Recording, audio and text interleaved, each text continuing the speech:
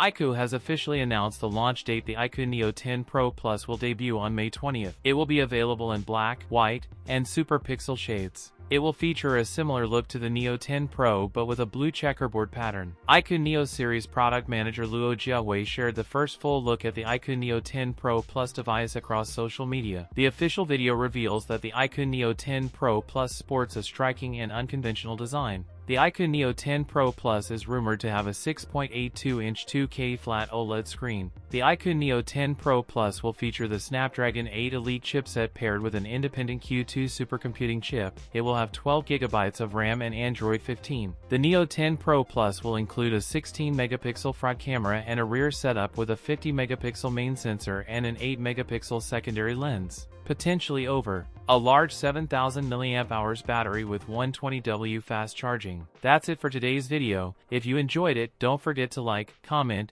and subscribe for more content. Thanks for watching, and I'll see you in the next one.